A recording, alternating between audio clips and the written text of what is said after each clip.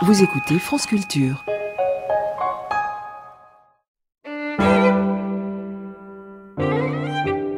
Voici maintenant une Essistaxit, c'est-à-dire une enrichissante conversation avec l'incontournable Simone C'est moi.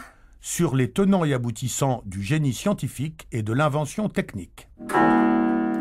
Simone, je suis de bonne humeur. Et c'est pourquoi, plutôt que d'évoquer l'invention de la mitraillette, je préfère évoquer celle du tire-bouchon.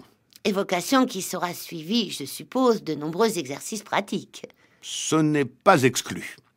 En attendant, je me permets de t'informer que, depuis 1795, à travers le monde, plus de 1000 brevets ont été déposés pour protéger des modèles plus ou moins astucieux de tire-bouchon.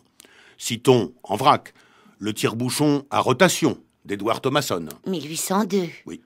Le levier-pince de Levaux-Lemaître. 1854. Le tire-bouchon à pignon et crémaillère de Lund et Hipkins. 1855. Le levier simple à un bras de Charles Hull. 1864. Le levier pompe d'Alphonse de Lavigne. 1873. Le levier composé de Marshall Vere. 1884. Le double levier de William Baker. Celui qui ressemble au général de Gaulle. 1888.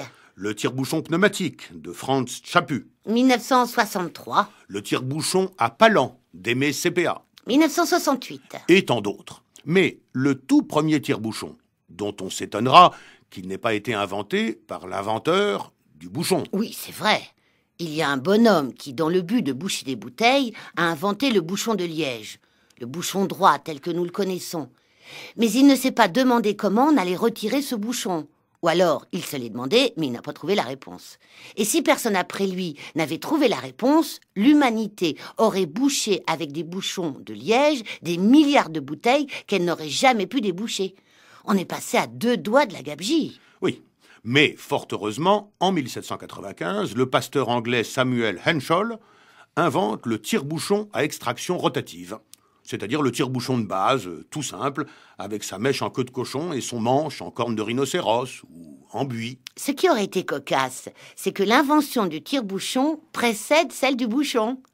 Oui, dans ce cas-là, le tire-bouchon n'aurait eu aucune raison de s'appeler tire-bouchon. Non. Il se sera appelé tirette, par exemple. Un gars invente la tirette, avec son manche en orme et sa mèche en queue de cochon, et il se demande ce qu'on pourrait faire de cette tirette. Assez logiquement, il a l'idée de l'enfoncer par rotation dans un matériau pas trop dur, mais pas trop mou non plus. Ouais, du liège, par exemple. Voilà. Il fabrique donc un petit cylindre en liège, un cylindre logiquement un peu moins long que la mèche de la tirette, et dont le diamètre est à peu près le double du diamètre de l'hélice de la mèche. Et en regardant l'objet qu'il vient de fabriquer, notre homme se demande quoi en faire. Et, un peu par hasard, en apercevant une bouteille, il s'avise que ce petit cylindre en liège est juste un peu plus gros que le goulot de la bouteille, et que par conséquent, vu son caractère malléable, il serait parfait pour boucher la bouteille. C'est ça. Il vient donc d'inventer un cylindre de liège qu'il décide, en raison de sa nouvelle fonction, de baptiser bouchon. Un bouchon qu'on pourra tout naturellement retirer le moment venu au moyen de la fameuse tirette, laquelle est instantanément rebaptisée tire-bouchon. Quelle belle histoire, hein. Ça s'arrose. Je l'avais dit que ça finirait comme ça.